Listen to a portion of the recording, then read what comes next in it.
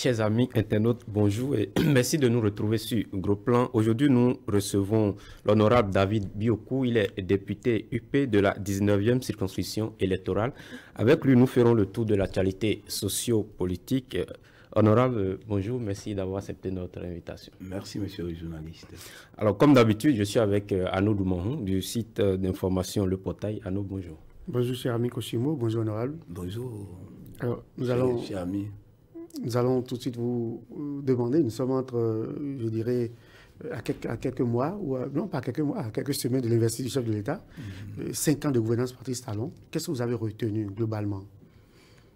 Je vous remercie de m'avoir accordé ce plateau, bien sûr en tant que David Biokou, votre ami, l'ami des hommes de la presse. Alors, 5 ans de Patrice Talon, qu'est-ce que je retiens? Des 5 ans, je retiens les éléments suivants. Les retraités peuvent aller facilement à un guichet du centre de la caisse sociale et recevoir leur pension tranquillement et heureusement. 5 ans du président Patrice Talon, je retiens que les artères de notre pays, où le béninois se disait impraticable parce que c'était des bas-fonds, aujourd'hui, on peut passer heureusement sur ces artères. 5 ans de Patrice Talon, c'est que je sais que je peux aller librement et rentrer librement parce qu'il y a la sécurité et cette sécurité est invisible. 5 ans de Patrice Talon, je peux retenir que dans les coins de rue, je peux circuler librement sans que je ne sois point traqué par la police ou les forces de l'ordre. 5 ans de Patrice Talon, je peux postuler au concours sans avoir un parrain derrière qui peut me soutenir. Et 5 ans de Patrice Talon, je sais aujourd'hui que l'argent parallèle est canalisé maintenant pour que ça aille au trésor public. Vous voulez parler de l'argent qui ne circule plus, comme on le dit? Oh, exactement. Alors, vous en avez tellement retenu au cours donc, de ces 5 dernières années. C'est d'ailleurs ce qui vous a certainement motivé à battre campagne pour... D'abord, c'est vrai, vous n'êtes pas là au nom du parti, je le dis, mais vous êtes quand même UP, il faut le dire, et votre parti a décidé de soutenir le président Patrice Talon pour un second mandat.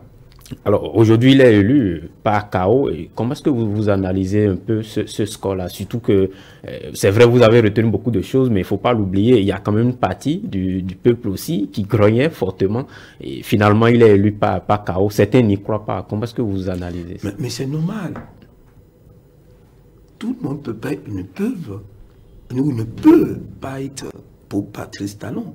Tous les 9 millions ou les 11 millions de Béninois peuvent pas tous être pour Talon. Mais au moins la majorité, si on peut avoir des 9 millions, des 11 millions, au moins 6 millions qui sont pour le président Talon, c'est déjà bon. Ce que vous devez retenir, les Béninois ont compris. Je souhaiterais qu'on compare Patrice Talon en 2017. Je dis bien 2017. Et Patrice Talon 2020, 2021, c'est deux personnages différents. En ce sens que, quand il était arrivé en 2016, où il a commencé sa mission pour le Bénin, les premières années, voire les 24 mois qui ont suivi, c'était difficile. Et on ne voyait rien venir. Ce qui était normal. Personne, Il a fait 2 ans, mais on ne voyait réellement pas venir ce que l'homme peut faire pour ce pays. Mais pendant ces 2 ans, mais lui, il a pris le temps de mettre sa vision, de le mettre en charpente. Il a pris 2 ans pour préparer tout ce qu'il a à faire pendant 5 ans.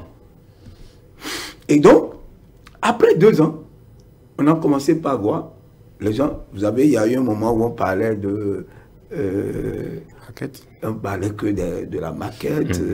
Oui, est-ce que c'est la maquette que les Béninois vont manger? Mais après la maquette, les gens se sont rendus compte que les maquettes se transformaient en une réalité. Et donc, ça a créé un engouement des Béninois, de ce peuple, que ce soit la classe intellectuelle comme la petite classe de notre pays.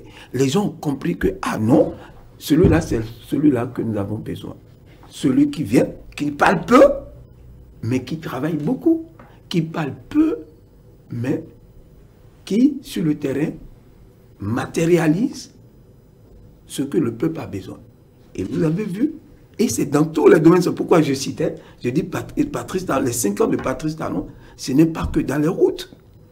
Il y a eu plusieurs réformes, et ces réformes se sont matérialisées au grand bonheur. Donc Patrice Talon était un dieu au cours des 5 dernières années. Moi, je ne veux pas le comparer à un dieu, mais il a été meilleur. Donc, il faut dire que tout a été rose au cours des 5 dernières années. Patrice Talon a tout fait. Et puis, bon, les Béninois devaient applaudir. Non, c'est normal. C'est normal. Vous savez, ces réformes, en parlant des réformes, c'est une révolution, moi j'appelle ça une révolution pacifique.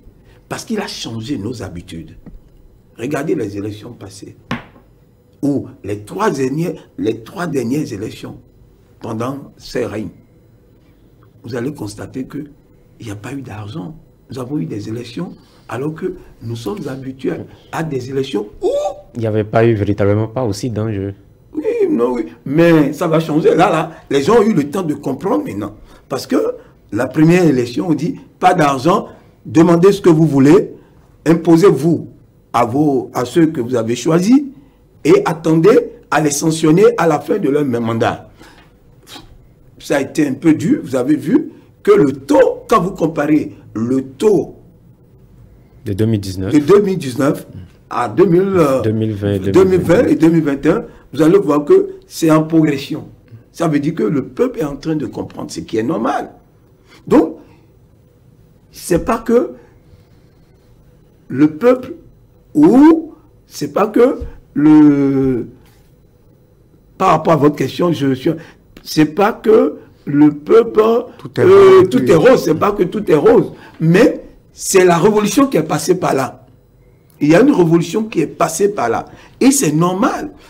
Quand un président arrive avec tout ce que nous avons vu comme réforme, c'est normal que ça dérange certains et que d'autres, ceux qui véritablement sont pour le développement du pays, doivent se retrouver dans la politique de est-ce qu'il a véritablement convaincu le peuple? C'est vrai que vous avez été certainement convaincu, beaucoup d'autres soutiens proches du président, mais dans la grande majorité, c'est vrai, il a eu 86%. Après, beaucoup n'y croient pas, je l'ai dit au début, mais est-ce qu'il a véritablement convaincu le peuple durant ces 5 ans-là?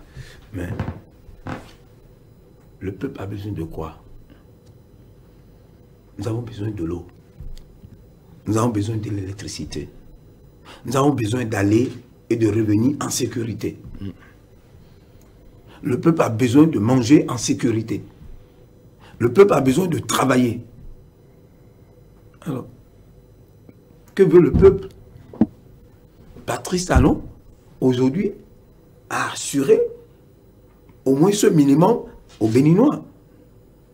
Regardez ce qu'on avait, l'électricité. Qui pourra venir s'installer au Bénin? Qui pourra venir investir au Bénin s'il n'y a pas l'électricité? Qui pourra venir investir au Bénin s'il n'y a pas de voie? Qui pourra venir au Bénin s'installer s'il n'y a pas la sécurité? Mais le minimum, il ne peut pas passer. Un président ne passe pas dans la rue ou dans la maison pour distribuer de l'argent. Mais il crée les conditions pour que le peuple gagne de l'argent. Et ces conditions, aujourd'hui, sont en cours à 51 à 60%. En fin de mandat, surtout qu'il avait promis. En cours du mandat, les Béninois n'ont pas, disons même en fin de mandat, les Béninois n'ont pas, le palais de la ménagère n'a pas ressenti l'effet de la gouvernance. Les gens ont dit, mais vraiment, on a faim, on ne va pas manger des routes, on ne va pas faire passer ci ou ça. Mais vous savez quand même que les Béninois ont beaucoup crié au cours de la gestion de Patrice Talon. Patrice Talon n'a pas inversé le taux du chômage ou de la pauvreté. Mais est-ce qu'on ne gouverne pas pour les beaux yeux des institutions de but en haut, on gouverne d'abord pour les Béninois? Si les Béninois n'ont pas ressenti les effets de la gouvernance, est-ce que vous avez des mandats en tant que député, est-ce que vos mandats ne vous disent pas, nous ne ressentons pas les effets de la gouvernance sous Patrice Talon? Moi, je suis pas du même avis que vous. Tout à l'heure, je dis, je ne vais pas le comparer à Dieu. Patrice Talon n'est pas Dieu. En 5 ans, il ne peut pas tout faire en 5 ans. Il avait promis faire le job en 5 ans. Oui, mais il ne peut pas tout faire. Et vous devez constater que tout ce que nous voyons là, c'est des choses qui se sont réalisées en 2 ans et demi. Parce qu'il a eu le temps de mettre vraiment, de préparer ce qu'il a fait. Donc, je vais vous dire une chose. Quand vous parlez du panier de la ménagère n'a pas évolué. Je ne sais, ce détail-là, je le souhaiterais parce que j'en ai tellement parlé, ça ne me permet pas de revenir là-dessus, mais c'est pertinent. Je reviens, je fais un effort de revenir.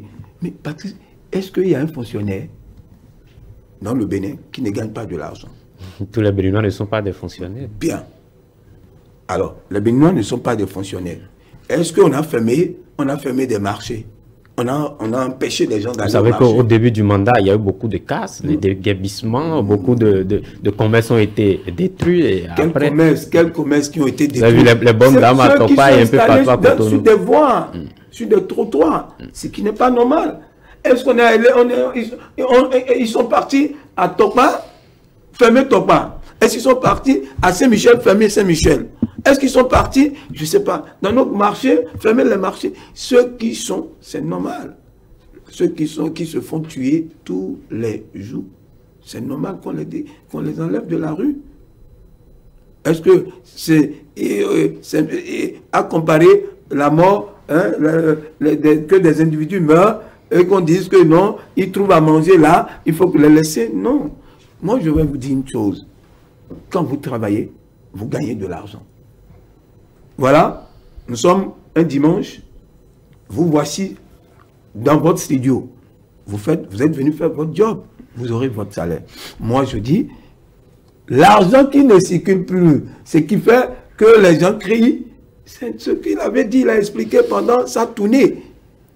Ceux qui volaient pour permettre d'injecter parallèlement dans notre circuit, dans notre tissu. Mais 5 ans de gouvernance Talon, 5 ans de crise politique. 5 ans de gouvernance Talon, 5 ans de crise politique. Moi, je ne vois pas de crise. Vous avez suivi. Vous avez suivi la réforme du système partisan et puis tout ça, l'opposition qui n'a pas pris part aux élections de 2019. On parle d'un parlement monocolore aujourd'hui. Oui. Vous êtes député à l'Assemblée nationale. Vous êtes dans ce parlement qu'on dit monocolore parce que l'opposition n'a pas pris part à ces élections. Vous avez remarqué également. Mais pourquoi l'opposition n'a pas pris part aux élections? C'est parce qu'ils n'ont pas voulu. Il y a une réforme. On dit, avant de voyager, il faut avoir un billet d'avion, il faut avoir un passeport. Ils ont tenté mais si je n'ai pas un billet d'avion, je n'ai pas un passeport, je ne peux pas me présenter à l'aéroport. Ils ne sont pas restés sans faire les démarches. Et si je me présente à l'aéroport, c'est parce que j'ai voulu faire une balade. Ils ne sont pas restés sans faire les démarches. Oui. Est-ce que ça a abouti? Je ne veux pas rentrer dans les détails. C'est ce qui est passé, c'est passé, mais retenez une chose. S'ils avaient fait leur formalité et bien fait, ils iront aux élections. C'est parce qu'ils n'ont pas cru à un moment. C'est-à-dire, ils ont vu, on avait une habitude au Bénin. Alors, sans savoir que celui-là, dans sa vision, il y a l'ordre, il y a la rigueur, il y a la méthode. Ou, ce n'est pas le sentiment, ah oui, on va trouver une solution. Vous voyez, tout le temps, ça se chante. Il faudrait qu'il y ait une assise nationale. Une assise. Mais quelle assise il faut? Quelle assise? Les gens ont compris, c'est-à-dire, ils ont le souvenir, ils ont la nostalgie de ce qui se passait dans notre tissu politique, mais ça a évolué avec celui-là, avec Patrice Talon. C'est la rigueur, c'est la méthode. Si vous êtes à jour, vous allez passer au cadre des élections. Vous n'avez pas les documents, vous n'êtes pas mis à jour. Est-ce que les tests n'ont pas été taillés exprès pour justement écarter cette opposition? Si demain, ça va se refaire, les mêmes chansons, vous entendrez les mêmes chansons. C'est les mêmes paroles qui viendront. Quels tests qui ont taillé? Pourquoi l'UDBN a pu obtenir son récépissé? Le PAD en a reçu. Les démocrates, quand ils ont fait un effort, ils ont reçu leur récépissé. Non, laissons. Au début, tout le monde, on croyait que bon, on peut marcher sur ce fil de sentiments où les Béninois crient et le chef se retrouve, le chef est obligé de faire demi-tour et de revoir la situation. Mais celui-là, c'est quelqu'un qui sait là où il va, heureusement ou malheureusement pour notre pays. Il sait là où il va, et donc, quand vous prenez le train et que vous le regardez derrière, vous allez rester derrière. Oui, mais quand nous parlons de cette crise, je suis d'accord, vous passez des réformes.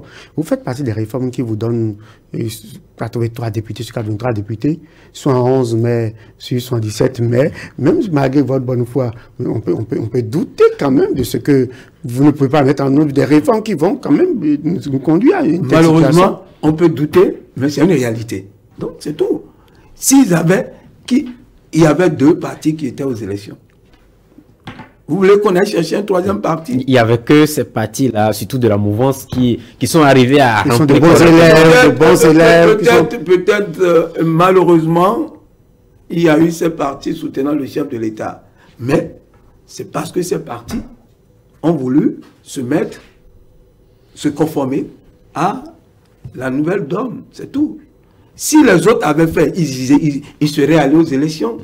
C'est parce qu'ils n'ont pas voulu qu'ils ne sont pas allés aux élections. On ne va pas arrêter une élection à cause d'eux ou à cause des autres partis. Nous avons connu des violences à cause de ces crises-là, pour la présidentielle, pour la législative, que pour la présidentielle. Quel est-tu fait, vous, de ces actes de violence? Non, vous avez vu? L'impunité, c'est fini.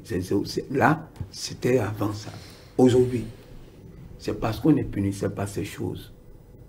On passait toujours, oui, l'unité, la paix, mais on ne peut pas continuer à l'unité et à la paix et continuer le désordre. Au fait, c'est ça. Ceux qui descendent dans la rue, est-ce que volontairement ceux-là ont voulu descendre dans la rue? Est-ce qu'ils comprennent vraiment ce qui se passe, le pourquoi de leur descente sur le terrain? Non, c'est parce que il y a des télécommandes derrière. En réalité, c'est ça. Mais dans ce pays, et cette télécommande envoie les enfants à l'abattoir. On n'a pas de télécommande de Paris dans ce pays. Vous êtes un acteur politique, vous savez bien qu'on a... Mais les choses ont changé. Donc désormais, la télécommande de Paris qui s'installe et puis coupe les autres télécommandes. Non, c'est pas... En tout cas, nous revenons à ce qui se passe aujourd'hui, en 2021. Ce qui se passe en 2021, ceux qui ne veulent pas d'eux-mêmes, de leur propre chef, de leur volonté, se conformer à la réalité de nos textes, croire qu'on pouvait encore retourner en arrière, c'est-à-dire aller chercher les mêmes atouts qu'on avait en soulevant les syndicalistes, en soulevant notre peuple dans la rue, c'est fini ça. Est-ce que les tests en eux-mêmes ne portaient pas ou ne portent pas déjà des gènes de crise? Parce que déjà, vous le savez, déjà quand les tests sont taillés de sorte à empêcher une partie de la classe politique, en tout cas, vous dites qu'ils n'ont pas voulu s'allier, mais on a vu, les gens ont quand même essayé donc d'avoir tous les documents qu'il faut, ils n'ont pas eu. Donc, quelque part, ils ont dit, les tests ont été taillés pour les empêcher donc de participer aux élections. Et quand les gens ressentent cette frustration, est-ce que vous ne pensez pas que les causes de ces crises-là sont aussi au niveau des tests? Monsieur le journaliste, je veux pas, c'est pas bien que vous dites que les gens ont fourni tous les documents. Et je dis, ils ont tenté, mais... Ils ont tenté, ne pas... Si vous tentez, mais vous prenez l'opinion à témoin. Et ils l'ont fait à Non, l'époque. oui, mais ça veut dire, mais en retour, on leur a demandé où sont leurs faiblesses, où sont les difficultés. Mais c'est quand même curieux que ce soit eux seulement qui n'arrivent pas. C'est pas justement la mouvance était parfaite. Il y en a eu plusieurs. Il y en a eu plusieurs qui n'ont pas pu passer cette étape des documents bien à jour. Ça, c'est pas que un ou deux partis, il y en a eu plusieurs. Maintenant, les autres, on en a trouvé deux qui ont eu les documents à jour. C'est parce qu'ils ont fait cet effort. Je vous dis, au fait, les gens n'ont pas compris, ils ne croyaient pas à la réalité de ces réformes. Mais pourquoi? C'est ça, en fait, le vrai problème.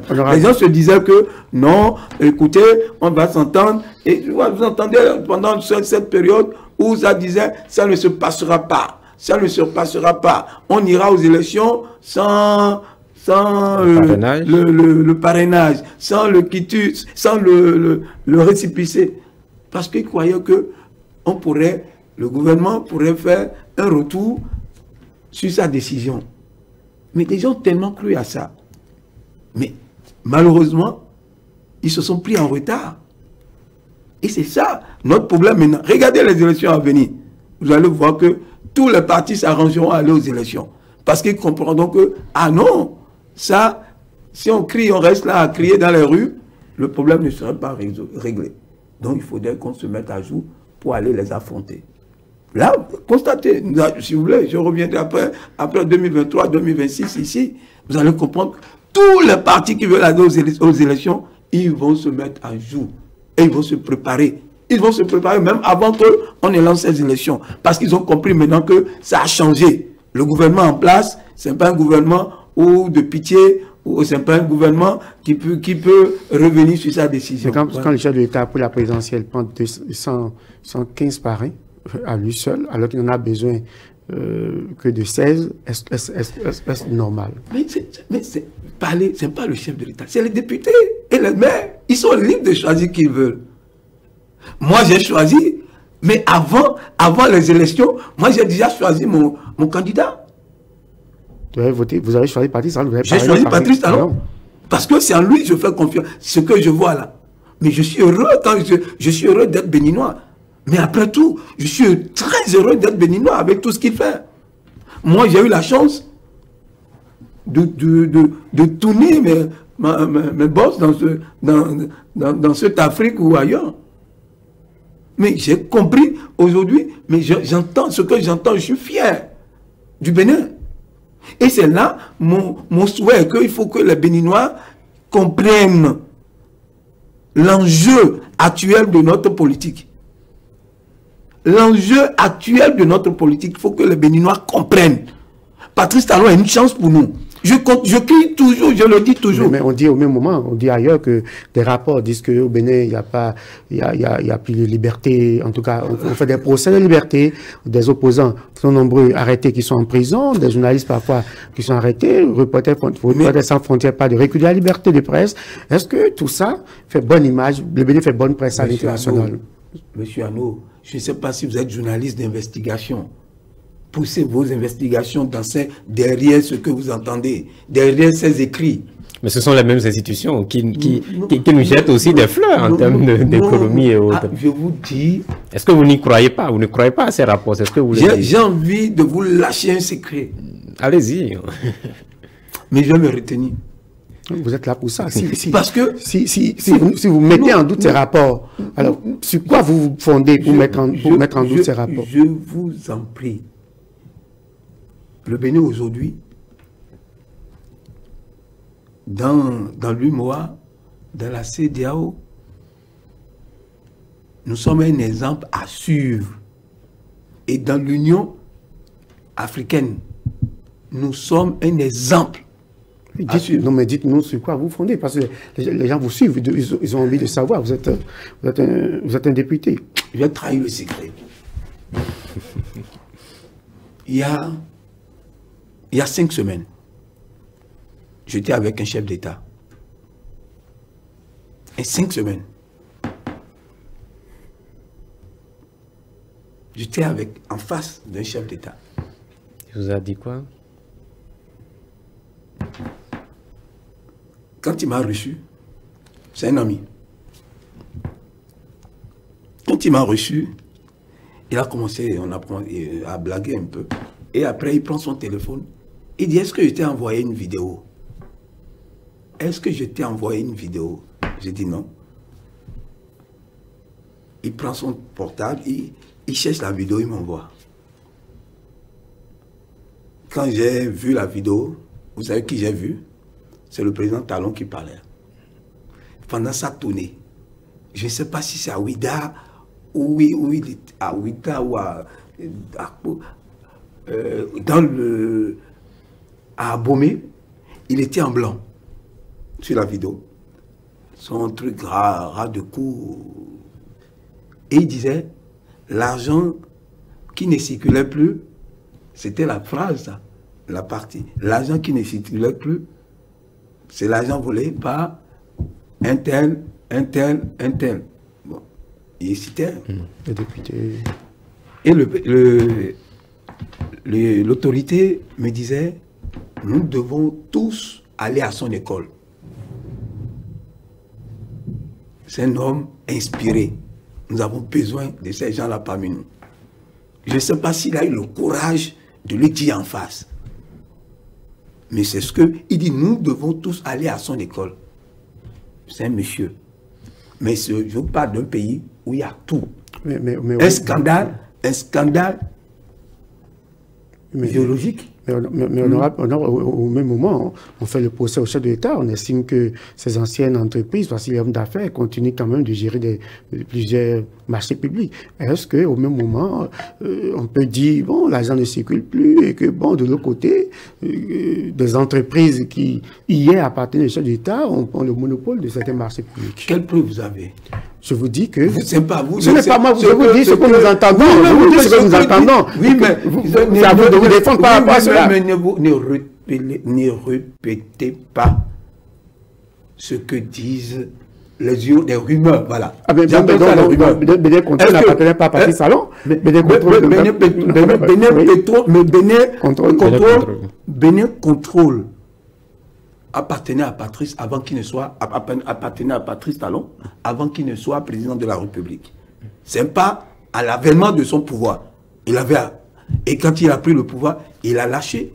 Est-ce que vous le voyez encore dans... Mais il a lâché ces entreprises. Vous avez vu, pendant la période Covid, le groupe Talon qui a offert des centaines de millions au gouvernement béninois pendant la période Talon. Même pas heureux que le groupe Talon offre des centaines de millions. Mais c'est de ça que nous parlons. Est-ce qu'au même moment, lorsqu'on estime que, bon, l'argent ne circule plus et que certains ne jugent plus des avantages, et qu'au même moment, le groupe Talon, c'est ancré au bout du... Mais ça me fait mal que ça vienne de vous. La rumeur, ne vous fiez pas à la rumeur. Mais là, c'est pas des rumeurs, là, c'est des faits. C'est des faits. Mais vous parlez du groupe Talon. Mais c'est pas normal. Est-ce que c'est le chef de l'État, Patrice Talon, qui est président du groupe Talon? Est-ce que c'est Patrice? Bon, je me calme là. Est-ce que c'est Patrice Talon, président de la République, qui est président du groupe Talon? Non. Maintenant, si ce groupe Talon existe, nous avons vu Trump, président de la République des États-Unis, mais le groupe Trump a toujours continué, pas exercer, mais Trump n'a jamais été ou officiellement ne s'affiche plus avec son groupe. Alors, et vous devez être heureux. Non, je ne veux pas que vous fermez ce sujet, mais vous devez être heureux que le groupe Talon offre des centaines de millions aux Béninois. Mais moi, je suis fier. Je suis fier que le groupe de l'ex-groupe de mon président de la République nous offre des moyens pour l'avancement. Honorable, est-ce que, quel lien faites-vous entre l'argent qui ne circule plus et le panier de la ménagère qui ne ressent pas les effets de la gouvernance? Parce que c'est de ça qu'il s'agit. C'est parce que les gens se plaignaient et qu'on dit, bon, vraiment que ça ne va pas, qu'on dit non, que c'est parce qu'on entend l'argent sale circuler. Alors que c'est parce que quelque part, les gens ne ressentaient pas les effets de la gouvernance, qu'a dit donc le panier de la ménagère qui ne ressentait pas les effets de la gouvernance, qu'on dit, mais non, ça ne va pas. Quel lien fait-on entre l'argent sale qui ne circule plus et le fait que les paniers de la ménagère ne ressentent pas les effets de la gouvernance stable? Alors, je vais vous dire une chose. Je fais un dessin simplement.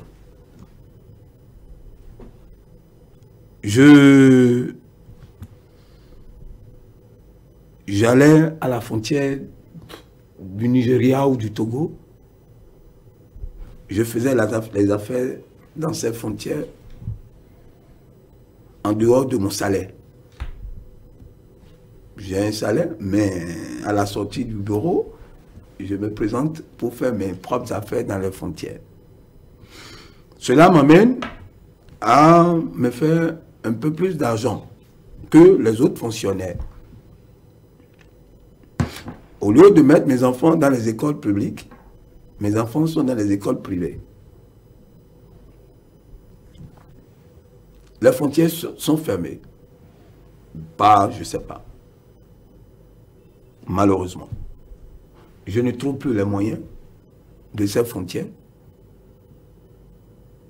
Je ne me contente que de mon salaire, qui ne me donne pas la possibilité, la capacité de mettre mes enfants dans les écoles privées. Alors, ça veut dire que là, ma première image, ou mon premier dessin, je vivais au-dessus de mes moyens parce que j'avais d'autres revenus facultatifs qui venaient des frontières. Mais par rapport à la mauvaise conjoncture connue dans ces frontières, je n'ai plus les moyens de faire entrer ce qui rentrait de ces frontières. Donc, je ne peux que me contenter de mon salaire, ce qui veut dire que mes enfants ne peuvent plus aller dans les écoles privées. Donc, les Béninois vivaient au-dessus de leurs moyens. Parce que moi, j'ai mon cousin qui est ministre, j'ai mon cousin qui est directeur de cabinet, j'ai un cousin qui est DRFM dans un ministère, je vais le voir, je dis, donne-moi un marché, fourniture de bureau. On me signait des notes, fourniture de bureau, on peut me donner un marché de 50 millions. Que je ne vais même pas exécuter. Vous imaginez? Et on me signe une fiche de réception de ces produits. Et les 50 millions, je vais le partager avec peut-être l'autorité, le responsable. J'ai peut-être 25 millions, et lui il a 25 millions, et lui il a peut-être 30 millions, j'ai 20 millions. En plus de mon salaire. Est-ce que vous avez vécu de ces cas-là? Est-ce que vous avez des preuves de ce que vous... Écoute, voilà. C'est des suppositions. Vous avez des décès là également. Vous préférez les rumeurs. C'est des rumeurs aussi, ça, ouais. Grave. Ça, c'est une réalité. Est-ce que c'est des rumeurs aussi? Ou est-ce que c'est des cas vécus? Allez dans les services juridiques de ces ministères ou de ces directions, vous aurez ça, ces cas de situation. Je n'ai pas vu, mais je peux vous rassurer qu'il y en a plusieurs. À un moment donné, à la CNCB, on en a arrêté beaucoup. Il y en a plein dans les ministères. Donc, c'est ce qui se passait dans notre pays. Mais avec cette gouvernance, on a fermé tous ces robinets. C'est ça le problème. Donc, les gens n'ont plus l'argent facile. Et donc, ils se contentent maintenant de leur salaire. Et c'est ça le problème. Et alors, avant, tout le monde, même nous, vous et moi, allez. Vous et moi. Je ne suis pas dans la politique honorable. Vous pouvez facilement avoir des bons d'essence. Mais il n'y en a plus. Vous appelez quelqu'un maintenant pour demander un bon d'essence. Ce que vous appelez avant pour demander des bons d'essence, vous ne pouvez pas l'avoir parce que maintenant, c'est rationnel, l'utilisation. C'est ça le problème. C'est ça l'avantage de cette gouvernance. Et nous devons en féliciter. Et cet argent-là, parallèle, qui faisait de nous des super-hommes, alors que nous, on n'était pas. Alors, c'est cet argent-là qui travaille maintenant. C'est cet argent qui permet de voir des athées et d'être fiers. J'étais avec un Nigérian tout à l'heure qui disait qu'il va s'installer au Bénin. Parce qu'avec tout ce qu'il voit là, vaut mieux vivre en paix et qui ont ce respect. Le Béninois se respecte et il y a une paix de vivre ici. Parce que le Bénin a changé. Ah, le Bénin a changé. Mais pourtant, on n'a pas les investissements directs qui viennent comme ça. Mais pourquoi si nous avons tant changé, on n'a pas les investissements directs chez nous? Quand on a fait le classement en 2019, le dernier classement qui est passé en 2020, le Bénin ne figure pas parmi les 15 pays qui, en matière d'investissement direct, le Togo était parmi ces pays-là. Pourtant, nous avons fait assez de réformes chez nous. Pourquoi, honorable? Je vais vous dire une chose. Regardez tout ce qui se fait. Quand il y a la compétence, quand il y a la compétence, ce gouvernement a un problème. Nous avons le gouvernement de notre pays polémique beaucoup sur ça. Ils ont besoin de la compétence. Ils ont besoin, les Béninois, parce que la plupart de ces sociétés que nous avons, de nos frères béninois, nous sommes tellement habitués à la sous-traitance que de nous former davantage pour la tâche. De telle sorte qu'aujourd'hui, il y a pas mal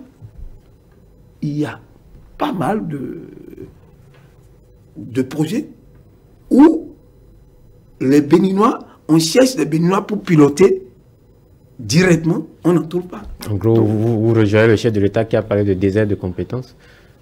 Bon, désert de compétences, moi je dis plutôt,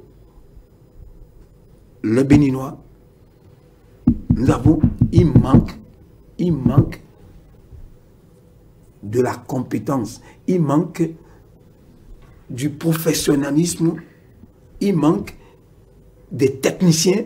Vous voulez dire donc que c'est une question de compétence. Si les investissements directs étrangers se font racheter nous, c'est juste une question de compétence.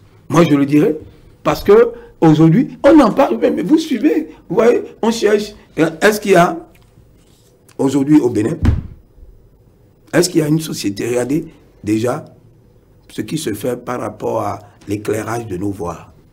Est-ce qu'il y a une société béninoise qui peut monter de l'aluminium ou des pylônes ou des poteaux, passer les fils, la fabrication des poteaux, des fils jusqu'à la lampe et les poser? On a plutôt ceux qui posent. On n'a pas ceux qui fabriquent. J'ai eu la chance de voir des jeunes qui ont été financés par le ministère de l'Enseignement supérieur qui ont fabriqué des feux tricolores, notamment qui ont été inaugurés. Ça veut dire que est-ce que le Bénin investit correctement dans la recherche? C'est ça de qui il s'agit. Lorsqu'on investit pas dans la recherche, vous ne pouvez pas attendre. Vous n'êtes pas dans le Bénin? Non, vous n'êtes pas dans le Bénin.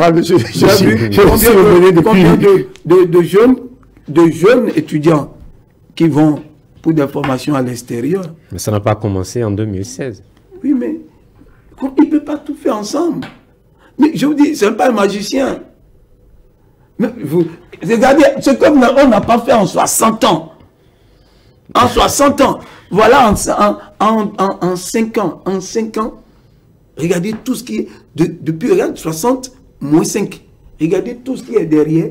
Et regardez le peu de temps, ce qu'on a fait en ce peu de temps. Et regardez ce qu'on a fait depuis 60 en 2016. Alors, nous irons au Parlement chez vous, au Parlement. Le chef d'État disait que pour voter des lois, les députés également, puisque vous êtes en train de parler de l'argent sale, des députés prenaient de l'argent pour voter des lois.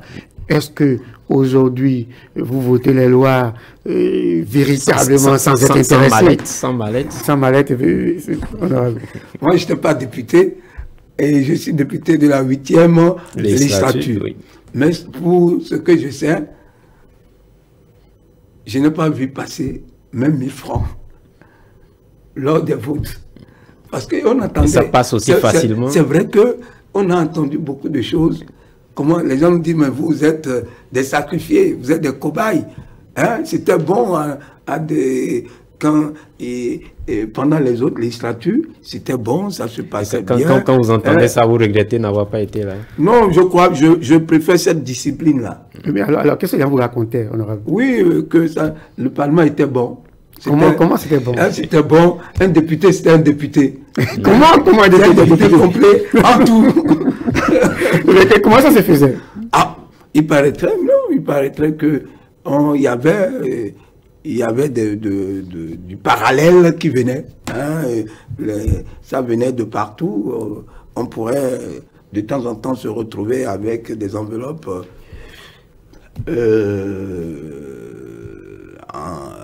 en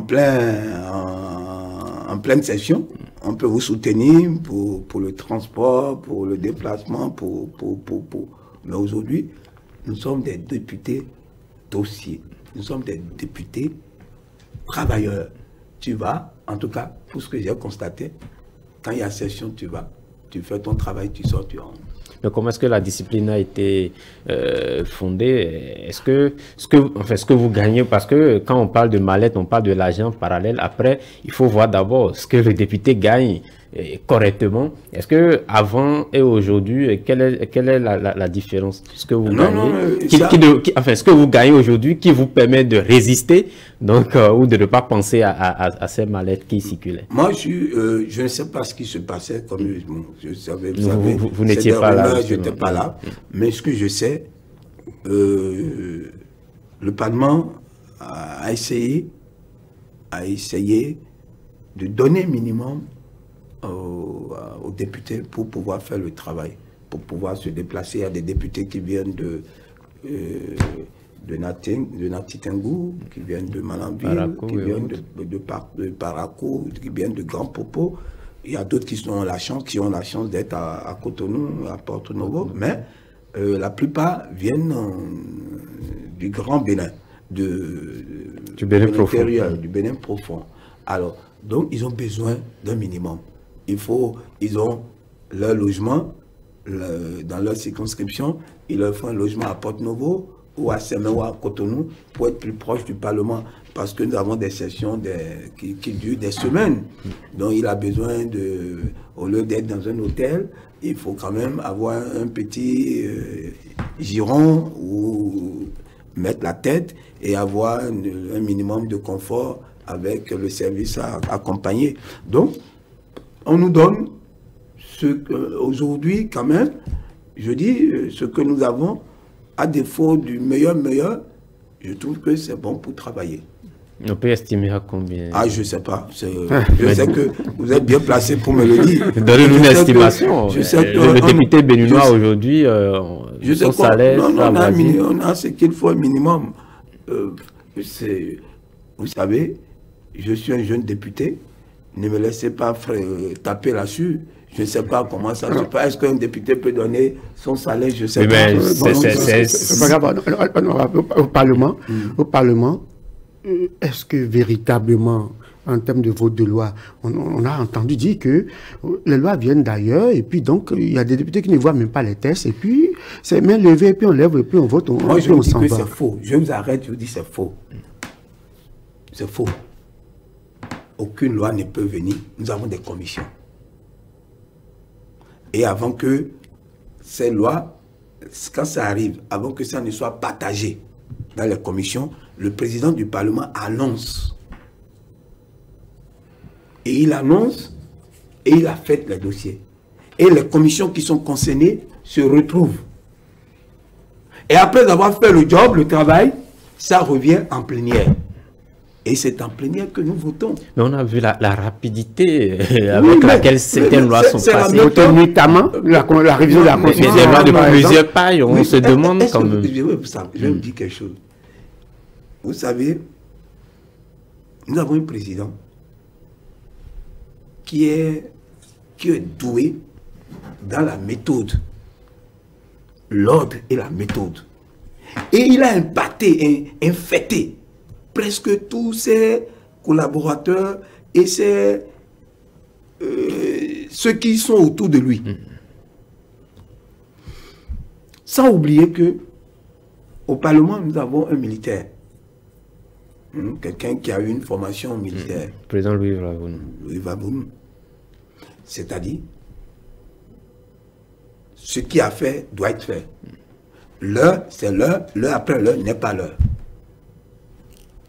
Donc, du coup, quand il y a un dossier à traiter, on le traite, on finit avec.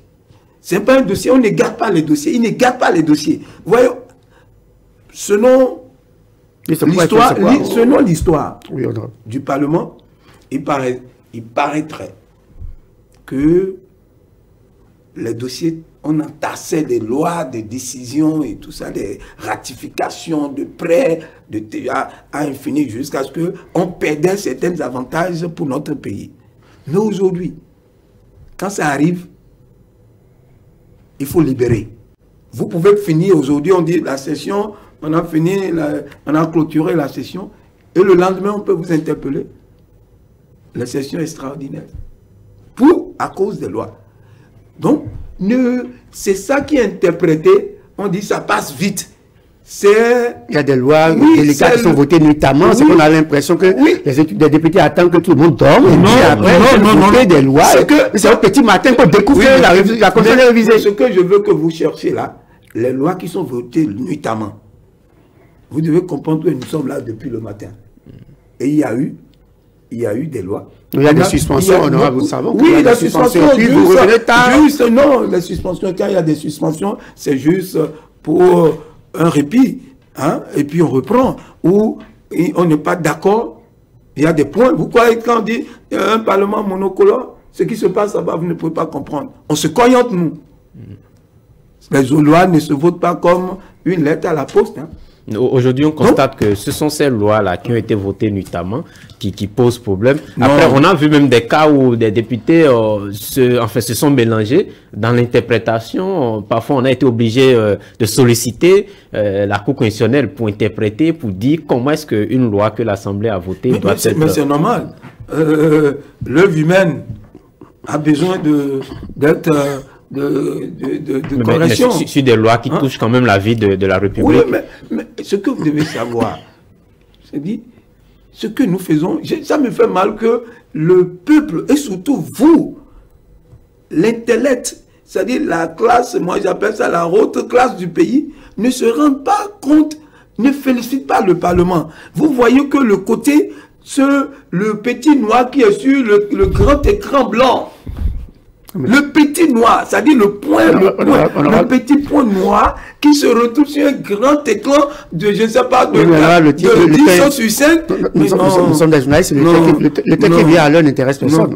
C'est justement le point noir qui doit nous intéresser. C'est le point noir qui nous intéresse. Alors, mais donc on ne peut pas faire des erreurs. Honorable, justement, nous allons revenir par rapport au bureau de l'Assemblée nationale. Nous avons constaté qu'il y a le départ de la présidente Talata. De la vice-présidente Talata. Et donc, on va pouvoir donc, à son remplacement. Attention, la présidente Talata. La présidente Talata, donc ex-vice-présidente du bureau de l'Assemblée nationale. Parce que la Cour constitutionnelle a validé les choses. Oui, tout à fait. D'accord. Donc, par rapport à cela, est-ce que l'UP va garder la main pour remplacer ou l'UP va ouvrir le jeu et on pourrait peut-être assister à un remplacement, peut-être un député BR va entrer dans le bureau de l'Assemblée nationale pour en lieu et place de Talata, qui, il faut le dire, est devenu vice-présidente de la République, parce qu'on a le président et la vice-présidente. Est-ce que l'Union progressive va continuer à garder ce poste-là, ou l'Union progressive va laisser la main? Il faut que vous compreniez la loi de l'Assemblée, c'est la loi de la majorité et de la minorité. Vous avez la majorité, honorable. Donc, je ne suis pas dans le secret des dieux. Je ne suis pas membre du Conseil des présidents. Moi, je suis, comme j'ai l'habitude de dire, je suis un député lambda. Donc, pour moi, ce que je sais du Parlement, de cette expérience que j'ai au Parlement, je sais qu'il y a la loi de la majorité. Et cette majorité aujourd'hui, c'est l'UP qui a la majorité. Donc, s'il doit avoir une majorité dans le bureau, ça ne peut qu'être l'UP. Donc, l'UP ne peut pas concéder sa majorité au BR. Mais ça, c'est quand on suit, comme vous le dites, la loi de la majorité. Après, il peut y avoir d'autres négociations. Non. C'est vrai que vous avez dit ça c'est quand même bon, les négociations sont aussi possibles. De toute façon, ça doit être, ils sont en train. Mais si l'UP a déjà la vice-présidence de la République, est-ce que l'UP ne pourrait pas laisser la vice-présidence plutôt vous êtes des frères, c'est à moi. Donc que vous êtes des partis quand même qui soutiennent ensemble le chef de l'État. Je crois que le BA a aussi le ministre d'État. Le BA, si nous avons la vice-présidente, le BA a le ministre d'État. Pas des moindres. On voulait dire qu'il n'y a pas de cadeau. Non, on est en politique. Et contrairement à ce que vous pensez, que c'est des frères siamois, c'est des amis, on n'est pas des amis au niveau du Parlement. Chacun est venu défendre son café cacao ou son coton. Ils sont venus, ils sont dans leur rôle, l'opposition est dans son rôle, la majorité est dans son rôle, la minorité est dans son rôle. Donc chacun est dans son rôle. Donc ne pensez pas que je ne crois même pas qu'on pourrait laisser notre majorité. Ça, je ne crois pas. L'UP gardera sa majorité au sein du bureau. Alors, c'est une certitude. Alors, honorable, au Parlement, en tout cas, même les députés en parlent, le contrôle de l'action gouvernementale, qu'est-ce que vous en faites? Est-ce que c'est parce qu'on soutient le chef de l'État, vous dites que ça cogne, mais on reste un peu sur sa fin lorsqu'on voit que le contrôle de l'action gouvernementale ne se matérialise pas véritablement au Parlement? Moi, je vais vous dire, il faut plutôt vous rapprocher des commissions. Il faut vous rapprocher des commissions au niveau de l'Assemblée, au niveau du Parlement, pour comprendre que le contrôle de l'action du gouvernement est une réalité. Comment? Parce que c'est la commission qui décide d'aller, parce qu'il y a, moi maintenant je suis de la commission défense, coopération, défense et sécurité. Donc tout ce qui concerne la sécurité, la défense dans le pays, c'est ma commission. Et mon président, au passage, je lui envoie un coucou, le président Rachid Badamassi. Mais nous avons entamé pas mal de choses dans ce sens. Nous avons entamé pas mal, il y a des choses que je ne peux pas livrer ici, parce que sécurité défense, ouais, c'est important, c'est pour contrôler l'action du gouvernement dans ce sens. Donc, ça se fait, mais c'est sans bruit. Vous voyez, avant, il y a trop de tapage. Non, c'est pas une question de tapage, honorable. Et dans le domaine de l'éducation, il y en a... Il y a des kidnappings dans le pays, il y a beaucoup de kidnappings. Il y a le Pénin où on dit on parle de terrorisme, on n'entend pas des députés interpeller le gouvernement sur ça. Alors que vous êtes au Parlement, vous êtes encore dans cette commission-là. Moi, je suis de cette commission. Pourquoi les députés ne peuvent pas interpeller? Vous ne pouvez pas en parler. Ce qui concerne la sécurité et la défense. Mais le ministre de la Défense ou le ministre de l'Intérieur... Maintenant, je reviens à vous dire, quel kidnapping il a eu dans Cotonou, dans le Bénin, si ce n'est pas ce qui s'est passé à Pandiari, et ça... Mais non, les kidnappings de citoyens béninois, évidemment. Il y a dans la commune de Tofo, par exemple, où ça s'est passé, et notamment à Ouegbo, où un enfant a été kidnappé. Et de plus en plus, on a de ces actes-là. Non. Combien de fois il y a une vidéo où... un audio qui a circulé. Oui, c'est vrai que récemment, il y a eu des pseudo-enlèvements et tout. Qui a circulé partout. Non, mais il y a eu des vrais cas. En réalité, c'est du faux. Honorable, combien de fois vous avez interpellé le ministre de l'Intérieur ou encore le ministre de la Défense par rapport à la sécurité du pays? Je viens de faire 2 ans. Je viens de faire 2 ans. Je sais que nous avons eu déjà 3 fois. Et on a eu une séance d'1 semaine avec le ministre de la Défense. 1 semaine avec le ministre. Il se présente lui-même. Je vous dis, il se présente lui-même, le ministre de la Défense se présente lui-même devant nous. Nous l'avons convoqué à l'Assemblée. Ma commission, nous avons eu les militaires, on les a même laissés, on a appelé la police, la gendarmerie, la police, la gendarmerie, les militaires, ils sont venus. Et pourquoi ça reste entre vous et le ministre? C'est le Parlement, le Parlement ne se réunit pas la commission. Le problème, vous savez, notre modèle de gestion aujourd'hui au Bénin, c'est pas faire du bruit. Le bruit c'est pas en faisant du bruit qu'on travaille. Mais la population a le droit à l'information. Oui, mais si vous... Il faut rendre compte à vos mandants. Mais allez chercher l'information. Mais vous devez vous rendre compte à vos mandants. Évidemment, votre rôle, c'est quand le Parlement interpelle, lorsqu'il y a des questions orales ou des questions... Est-ce que vous assistez aux questions orales de l'Assemblée? Nous avons des représentants. Il y a une radio.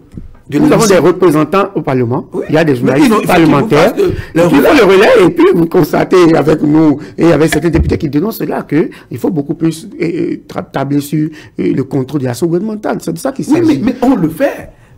C'est ce que je vous dis maintenant. Même il y a de vos collègues qui estiment que de moins en moins il y a l'action gouvernementale. Dans leur commission.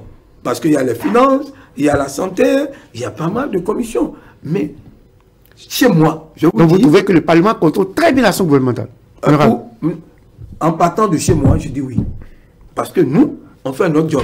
Je parle du Parlement, je ne parle pas de votre commission. Oui, mais nous sommes un élément de l'ensemble. Donc, chaque commission fait son travail.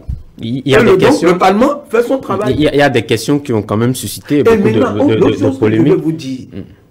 L'autre chose que je vous dis, si vous n'avez pas les retours de ce contrôle, mais ça veut dire que c'est parce que tout est bon. Mais vous savez que tout n'est pas forcément bon aussi. Mais non, mais c'est parce que tout est bon. On dénonce ou on porte sur la place publique ce qui n'est pas bon. En tout cas, regardez, et déjà le monsieur prend ses précautions. Nous avons un chef d'État. C'est tellement bon que les députés n'arrivent même pas à trouver de petits points noirs. Il prend, c'est un monsieur, il vient du secteur privé. Oui, il vient du secteur privé. Donc, qui était déjà soucieux de quoi? Maximiser le profit, minimiser les charges. C'est sa politique, ça. Il vient d'un secteur où c'est la politique pratiquée. Et il tombe ici. Mais vous voulez quoi? Qui se laisse mouiller dans des dossiers. Il fait tout. Moi, j'ai entendu, j'étais dans une réunion. Où j'ai entendu le soir, quand je suis rentré chez moi, ça a réconforté ma vision du président de la République. Quand je suis sorti de cette réunion, je suis rentré chez moi. Vous avez entendu quoi? Vous avez entendu quoi voilà. Après cette réunion? Il disait, et c'était le ministre d'État Koupaki qui a parlé. Il dit, monsieur le président de la République. Bon, je vais essayer de résumer, je ne dirai pas mot pour mot, parce que je ne suis pas le ministre d'État. Il disait, monsieur le président de la République, si nous avons réussi les 5 années de votre mandat, ou si vous avez réussi les 5 années de votre mandat, non, attends, je reviens. Si nous avons pu être à la hauteur avec vous des 5 années de mandat, c'est parce que grâce à votre expertise à nous accompagner. Mais qui, vous connaissez le ministre d'État Koupaki? Pour moi, Koupaki, depuis toujours, est un cadre exceptionnel. C'est un bon cadre de l'Afrique. D'où il vient, d'où de la BCAO, venir directeur de cabinet. Koupaki était avec Bouniaï, Koupaki n'était pas Bouniaï. Koupaki n'est pas né en 2016. Non, moi je parlais de Koupaki. BCAO, directeur de cabinet de Maître Adrien Mbedi, Premier ministre. On a vu Koupaki sur Bouniaï toujours. Aujourd'hui, Koupaki sur Patrice Talon, il n'y a pas de nouveau, il n'y a rien de nouveau. Non, ce que je veux vous dire, la pertinence de la connaissance de l'homme, que ce dernier avait une humilité, reconnaissait l'expertise du chef de l'État. Mais je suis sorti de cette réunion, je suis allé directement dans ma voiture parce que je me suis dit, Koupaki dit de sa propre bouche, parmi tout le monde, nous sommes tous en réunion, il disait, c'est votre connaissance. Il disait en un mot au chef de l'État, c'est sa connaissance poussée des dossiers qui a permis la réussite de tous les ministres dans leur ministère. Patrice Talon, il est bon durant les partout, 5 ans, il est carrément un dieu. Les députés ne trouvent vraiment pas de point noir dans sa gouvernance. On dit en béninois, la femme ne reconnaît la valeur de son mari qu'à son décès. Nous, Messi, et nous pas sous nos bains. À ce coucou, ouais, nous pas. Ça veut dire quoi? Vous voyez, les gens de Patrice Talon, c'est pas, ça me gêne quand je parle de l'homme. Je suis heureux de parler de lui. Les gens de Patrice Talon viennent une fois le centenaire. C'est un peu ce que aujourd'hui la Côte d'Ivoire. Honorable Bekou, oui. Nous n'allons pas faire un culte de personnalité. Non, c'est pas le culte de mais ça me fait mal. Le président Fassou citant. Nous n'allons pas faire un culte de personnalité. Ça me fait mal. Ça me fait mal. Nous allons passer. Ne reconnaissent pas. Mais ils l'ont porté à 86%. Il vient de faire un chaos. Il va quand même un chaos retentissant. Je veux. Allô, s'il te plaît, sur cet écran, je veux, sur ce plateau, que tu sois fier de ton chef. Peut-être après ce plateau, il faut qu'on discute, on parle un peu. Mais vous voulez faire des si bien, il n'a pas... Vous êtes un technicien supérieur des finances. Nous allons parler un peu de la dette. Beaucoup de Béninois en parlent. Tout le temps, on ne fait que des emprunts. Finalement, on va où avec tout ça? Et est-ce que finalement le pays va tenir? Vous qui êtes un expert, un technicien supérieur des finances. Je vais ironiser. Je voulais d'ailleurs parler de lui. Comme je dis, s'il y a des hommes, on les retrouve une fois tous les 100 ans. J'ai dit qu'ils ne feront pas que la personnalité. Je voulais parler aussi du feu. Et il faut dire quelque chose. Parce que aujourd'hui, la Côte d'Ivoire pleure le président Oufoué. Et ils reconnaissent que ces gens-là sont des gens rares. C'est des produits rares, ces gens-là. Oufoué disait que on n'a jamais vu un pays enfermé. Parce qu'il n'a pas payé ses dettes. On n'a jamais vu un pays enfermé parce qu'il n'a pas payé ses dettes. C'est pas pour autant qu'il faut en prendre assez. Houphouët-Boigny s'est endetté pour faire développer la Côte d'Ivoire. Et aujourd'hui, la Côte d'Ivoire, on le considère comme le poumon de l'UMOA, de la CEDEAO. Parce que non, laisse-moi développer. Parce que quand vous me coupez, je ne vais pas au bout de mes idées. Alors qu'il y a des gens qui nous suivent. Aujourd'hui, la Côte d'Ivoire, tout le monde dit, on se compare. Nos pays se comparent à la Côte d'Ivoire. Je veux que mon pays, bientôt, ces pays se comparent à mon pays. Alors, je vous dis une chose. En banque ou en économie, on ne prête qu'aux riches. Nous avons entendu ça. On est prêt. Le président l'a dit. D'accord. On ne prête qu'aux riches. Pourquoi?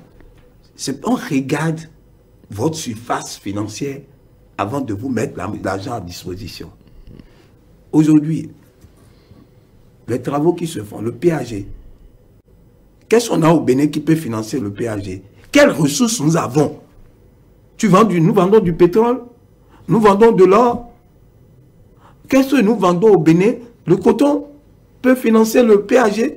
Regardez le poids de ce trésor que nous avons, le programme d'action du gouvernement. Ça a besoin de ressources.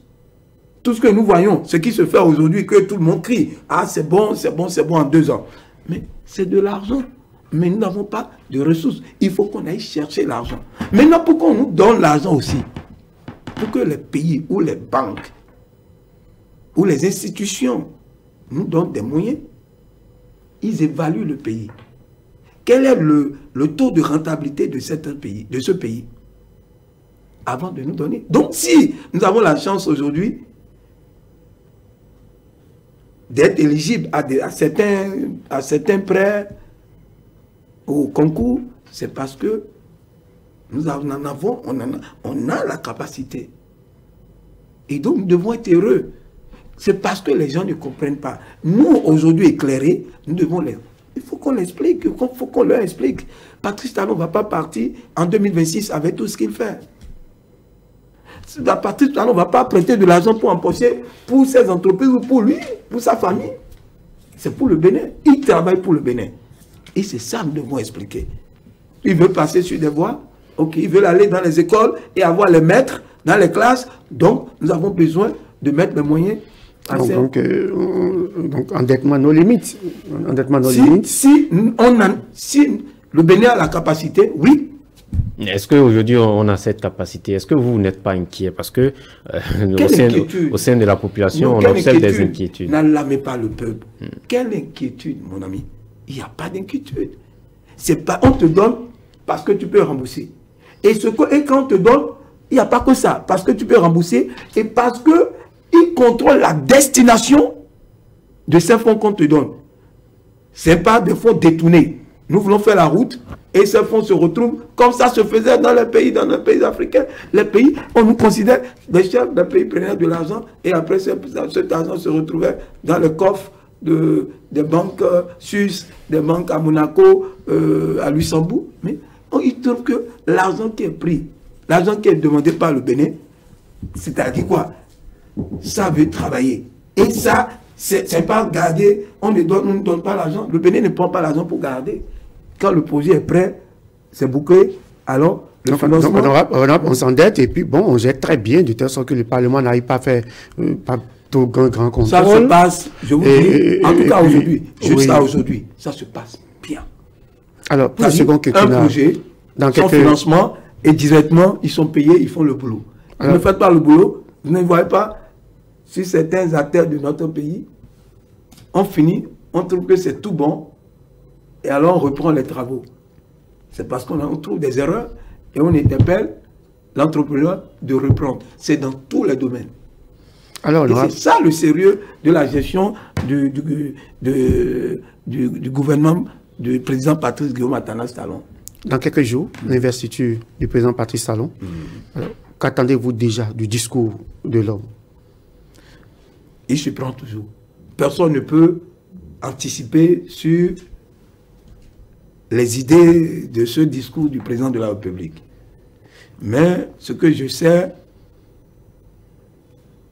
le fond, quand vous voyez l'homme debout, et vous avez la chance de le côtoyer, vous allez comprendre que c'est un homme de cœur.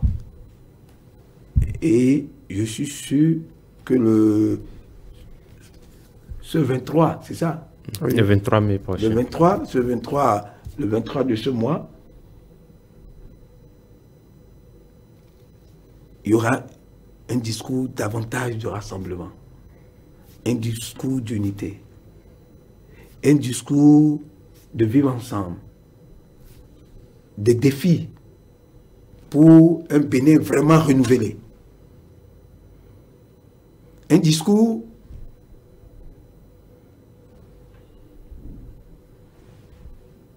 du développement de notre pays.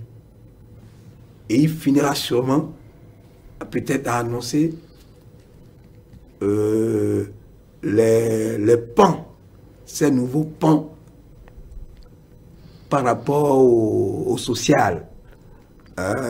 Comment? Parce que ça lui préoccupe beaucoup. Le bonheur des Béninois. Le panier, comme tu le dis, toujours le panier de la ménagère. c'est une préoccupation pour le président de la République. Alors aujourd'hui, et quel crédit on peut donc accorder au discours du président lorsqu'on sait qu'en 2016, dans son discours à Porto Novo, il a pris des engagements, ou je dirais principalement, il a pris un engagement qui n'a finalement pas tenu. Est-ce qu'aujourd'hui, les Béninois peuvent encore accorder de crédit au discours du président de la République? Moi, je vais vous regarder en face. C'est un homme d'engagement. Mais on a vu, il n'a pas tenu son engagement de mandat unique. Non. Quand on parle de mandat unique, j'étais le seul dans tout le Bénin. C'est encore sur YouTube ma vidéo. Le président de la République a dit quoi? Il dit,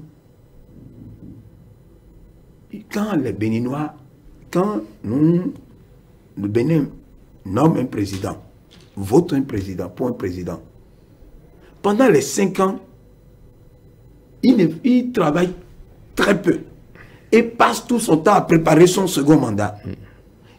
Et que lui, Patrice Talon Talon, il pense qu'il faut un mandat.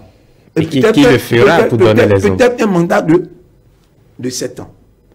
Et il a fait quoi? Il a lancé ça. Le projet de modification de notre constitution. Pour un seul mandat. Les gens ont refusé. Il a dit, même si la réforme ne passait pas, il le fera. Écoutez-moi. Il a lancé une première fois. Ça n'a pas marché. Et quand la seconde fois, il a encore forcé. Ça n'a pas marché. Il a eu la volonté de le faire. Mais le peuple en a refusé. Mais le second mandat, je ne veux pas que les gens en parlent. Le second mandat, il a droit de faire le second mandat. Comme il peut refuser. Donc, il est dans son droit. Justement, c'est lui-même qui avait pris l'engagement de ne pas le faire. Il a pris l'engagement. Est-ce que les Béninois l'ont suivi? Mais il a dit, même si la réforme ne passe pas, il le fera. Est-ce qu'on l'a suivi? Alors, honorable, vous avez encore une demande de requête chez vous au Parlement où on demande d'harmoniser, de ramener les mandats des institutions à 7 ans.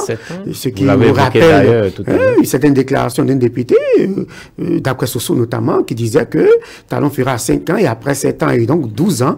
D'après Soso l'avait dit.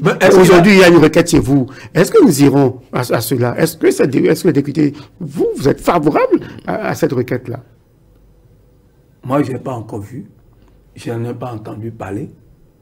Mais si on me demande si ça continue ce qu'il fait là, ce que je vois, ce que nous voyons, parce que nous sommes fiers.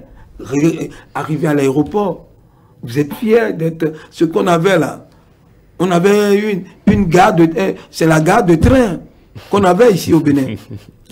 Mais regardez de l'aéroport qu'on avait. Mais regardez ce que nous avons aujourd'hui, notre piste. Mais regarde. Alors pour dire que vous êtes favorable à 7 ans. Si le dossier avance, une nouvelle relecture de la Constitution, sans doute, pour donner 7 ans à Patrice Talon. Oui, mais je vous dis, je ne crois pas que ça pourrait venir maintenant. Et si ça venait, justement, vous, en tant que député? Bon, si ça venait, est-ce que vous allez voter? On avisera. Ça vous fait rire. Non, mais, ok, donc vous allez aviser en son temps.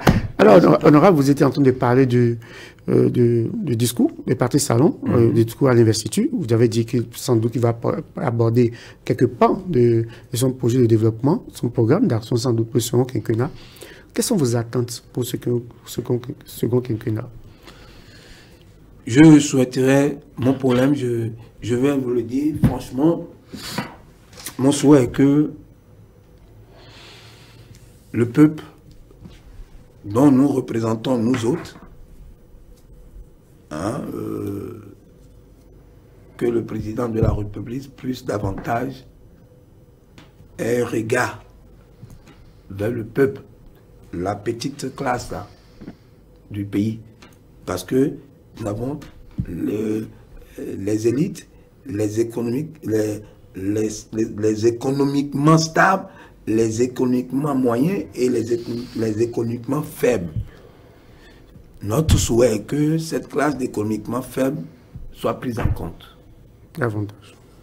Et je souhaiterais que très rapidement, c'est déjà en phase d'expérimentation, que le projet de l'assurance H soit une réalité très vite,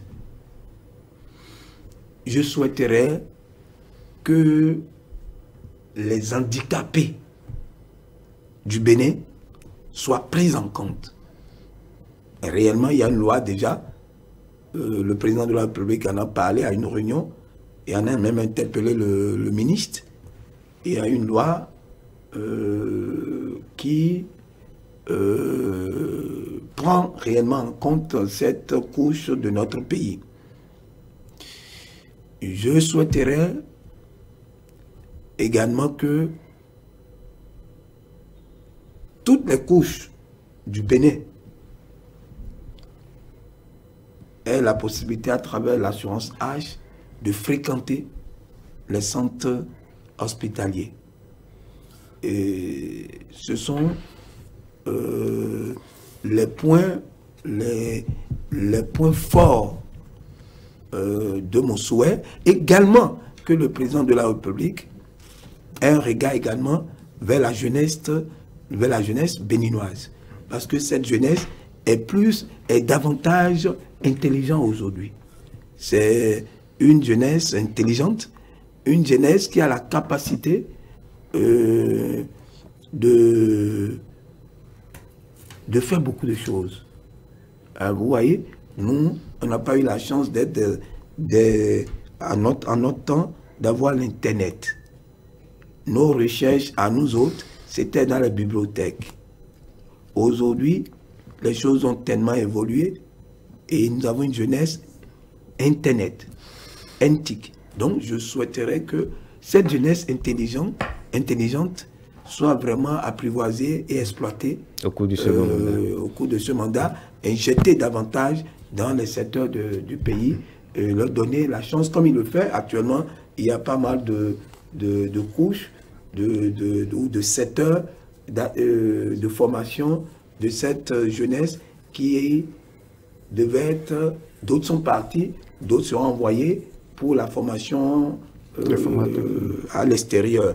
Donc je souhaiterais davantage que le chef de l'État prenne ça en main, donne cette chance à cette jeunesse de voyager, d'aller davantage outiller, se former et venir se mettre au service et les contrôler pour les ramener. Parce qu'il ne faut pas qu'ils restent, qu'ils viennent pour se mettre l'intelligence au service de notre cher Bénin. Alors, honorable, on va permettre aux internautes, en quelques minutes, donc de mieux vous connaître, justement au-delà de la politique. Vous n'étiez pas forcément connu donc, du grand public. Je vais laisser à nos... Alors, déjà, honorable David Bianco, en famille, qu'est-ce qu'on peut déjà savoir sur... Oui, mais je suis marié. Je suis père de plusieurs enfants. Attention, je suis Bioku. Donc, je suis marié. C'est un héritage. Ah oui, c'est un héritage, malheureusement. Donc, les Bioku doivent faire plusieurs enfants. Ah, oui. Ben, écoute, on dit un mouton ne fait pas un bœuf. Donc, après, il faut aussi changer la jeune génération. Oui, mais on n'a pas fait comme papa, mais on a essayé aussi. Donc, alors, 10 ans, je vous ai entendu dire, c'est vrai que la nouvelle génération ne peut pas trop me connaître, mais sinon, en 98-99, j'ai piloté la réforme des plaques minéralogiques au Bénin. J'étais jeune.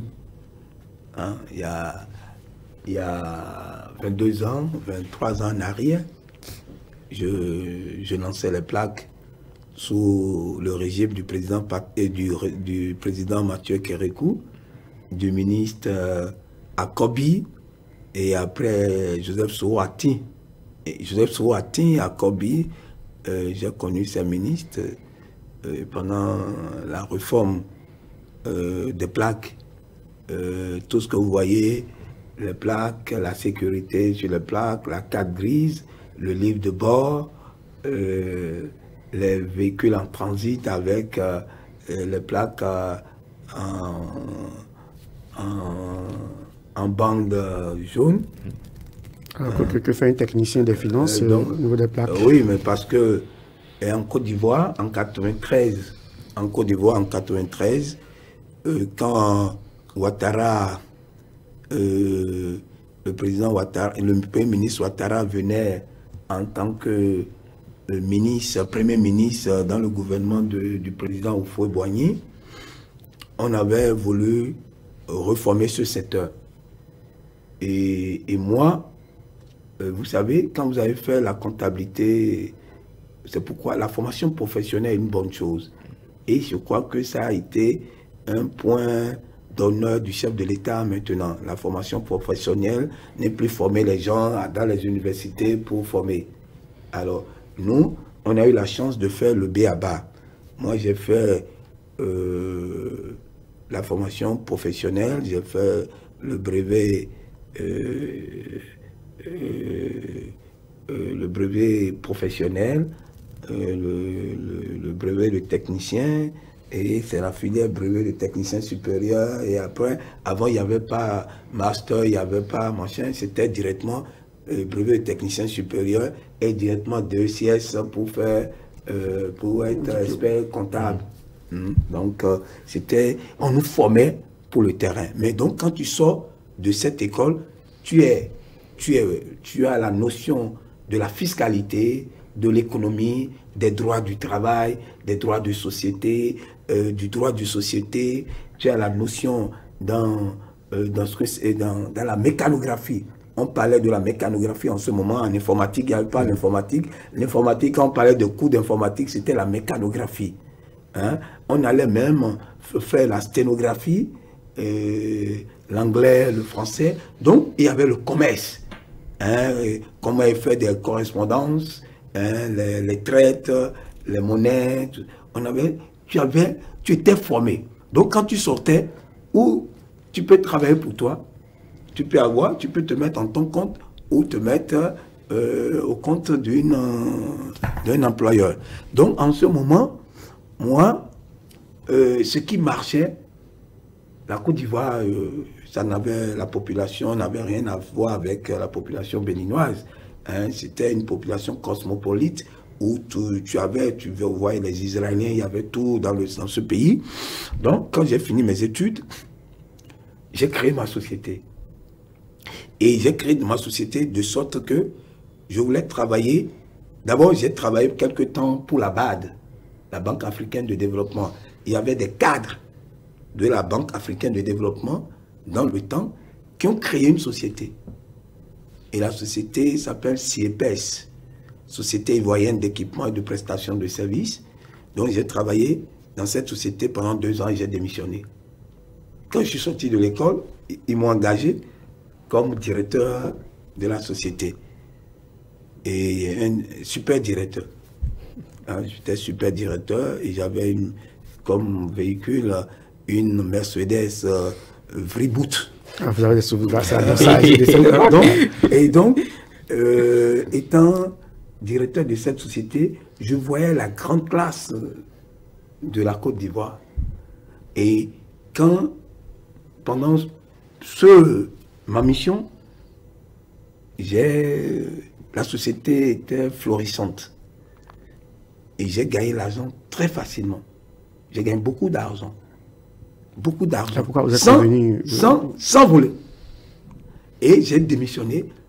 J'ai présenté un jour à mes patrons, je dis, mais écoutez, et cette mission m'envoyait dans tous les pays de l'Afrique. J'étais dans une société qui me permettait de rentrer dans tous les pays de l'Afrique. Et je rentrais les élites de ces pays. Et donc, comme j'avais un étudiant qui sortait de l'école avec tout ça, quand je regardais mes livres, les monges comptabilités, quand je regarde, mais c'est beaucoup d'argent que je gardais. Je n'avais pas la notion de banque en ce moment. Donc j'ai dit à mon employeur que mon papa m'appelait au pays. En ce moment, papa était grand chancelier de l'ordre national en ce moment. Il était vice-grand chancelier de l'ordre national, président des sages de la ville de Porto Novo, qui se faisait parler de lui. Et donc j'ai un jour préparé ma lettre de démission pour dire mon père m'a dit de rentrer. exprès pour abandonner le travail. Et quand ils me l'ont accordé, ils m'ont dit non, d'attendre. Ils ont fait venir quelqu'un du Congo, un certain Bemba, qui m'a remplacé. Et donc j'ai eu le temps de le former à la tête de la société. Et je me suis mis en liberté pour créer ma propre société. Et c'était le boom. Et comme ça, j'ai créé une société d'import-export. J'ai créé une société en ce moment de transit aussi. Et une société dans le domaine médical. Les appareils médicaux. En ce moment, les radios, on faisait les radios à un endroit. Il n'y avait pas la radio mobile.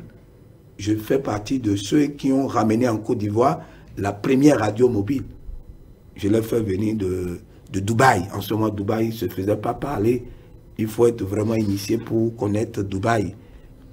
Donc, la première radio mobile, c'est aux militaires que j'ai livré, aux casernes militaires. Donc, et il y avait le secteur des plaques qui marchait. Donc, chacun s'installait. Vous prenez votre numéro au niveau du ministère du transport terrestre. Et quand vous avez le numéro, vous cherchez dans la rue pour fabriquer votre plaque. Cadre opérateur économique et puis après politicien. Comment vous avez fait?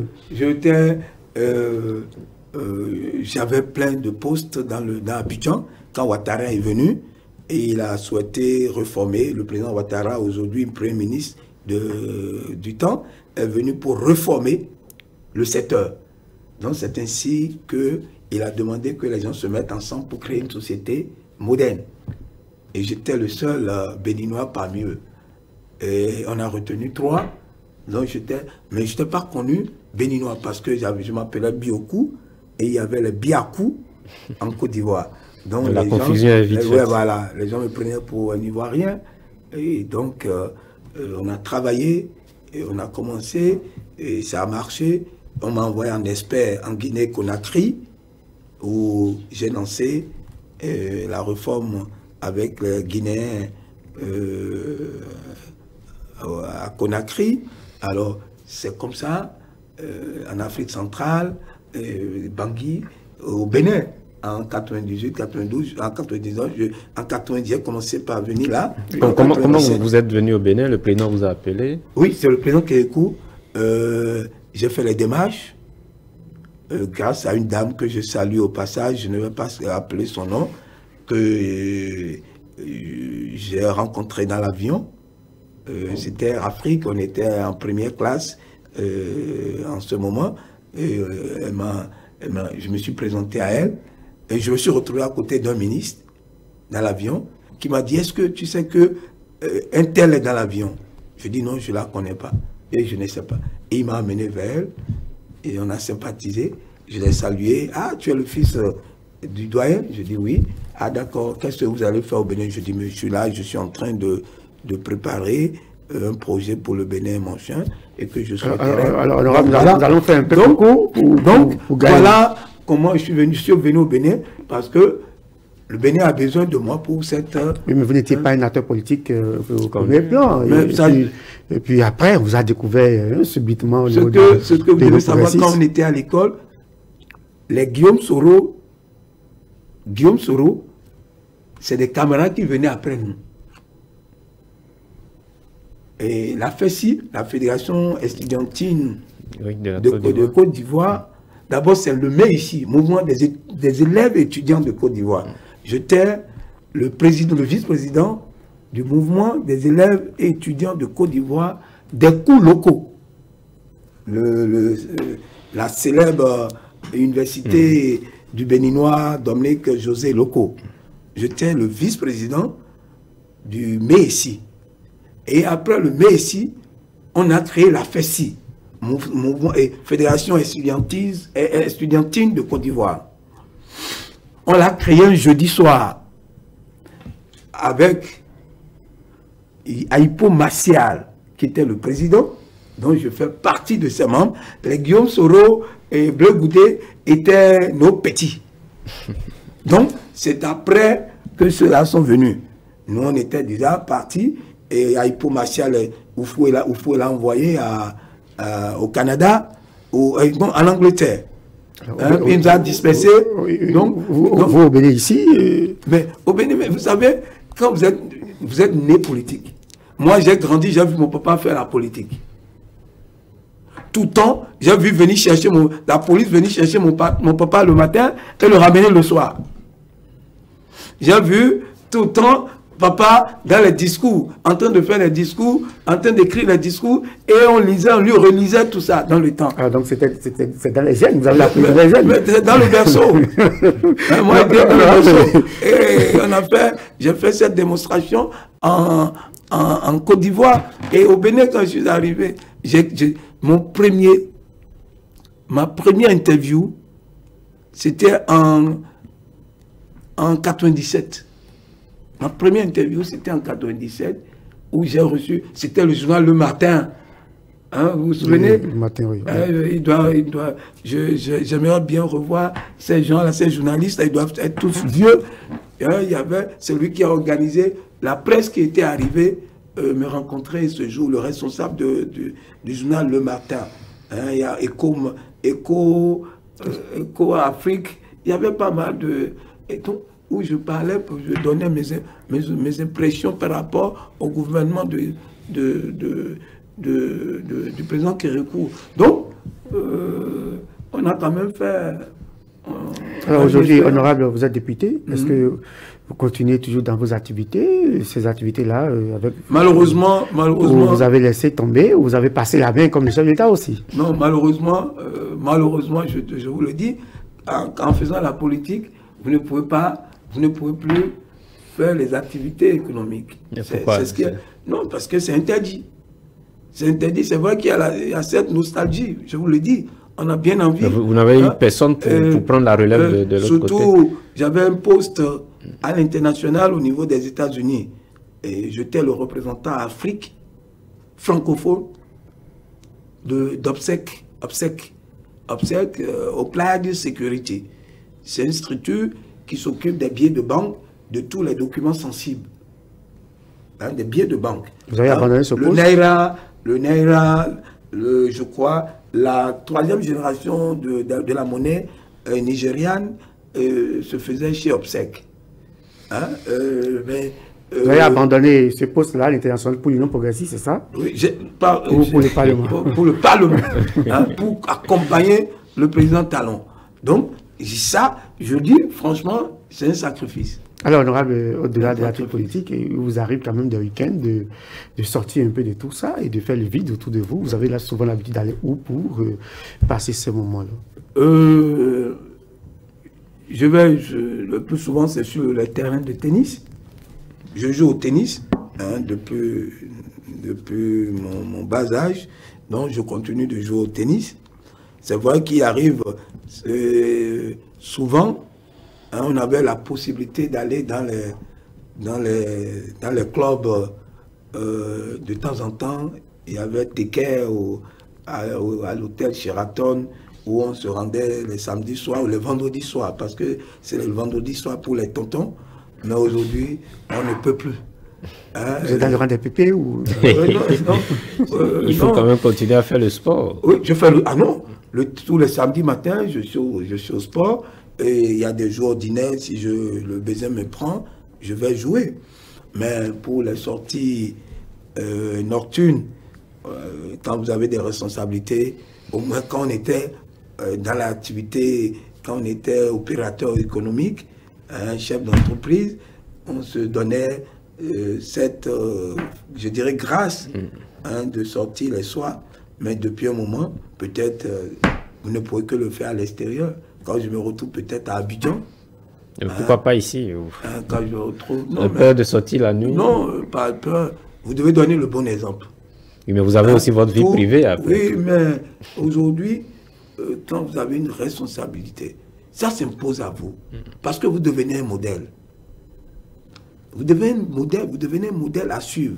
Que vous voulez ou pas. Parce qu'on va passer une soirée entre amis. Est-ce que c'est parce qu'on n'est pas un modèle? Si vous m'invitez chez vous à une soirée dansante, Mais je suis preneur. Alors, hein? donc je me permets. Vous êtes un passionné de la musique. Je dis de la musique béninoise, mais quel rythme ou quel artiste vous épate le plus? Il y a une chanson que j'ai découverte à l'extérieur, dans un hôtel, j'aime bien cette chanson. C'est de, je ne sais pas, quand on chantait ça ici, mais je ne prends pas... C'est à Fafa. C'est à Fafa, ah bon. Oui. Je ne faisais pas attention au thème énuméré par la chanson. Mais j'étais dans un hôtel, fatigué, et j'ai allumé une télé de chez moi, et j'ai suivi, je dis, oui, c'est vrai ce qu'il dit. Tu passeras toujours par quelqu'un pour être quelqu'un. Donc, ça, je l'écoute, mais moi-même, ce que j'aime bien le rock. J'aime bien le rock, j'aime la rumba, le cubain. J'essaye. Alors, honorable, j'ai fini cette question. Est-ce que pour vous, c'est votre père qui a été la figure politique qui vous a le plus inspiré, ou il y a d'autres figures qui ont marqué votre entrée sur la scène politique? Je ne vais pas vous mentir. J'ai vu mon père en action. Et j'ai également vu mon cousin, le président Mbedji. Adrien Mbedji. Et il était pour moi un modèle politique. Et tout ce qu'il faisait, c'est pourquoi je dis qu'il faut faire attention quand vous êtes homme public. Sinon, les gens vont vous copier autrement, ou malheureusement. Alors que vous devez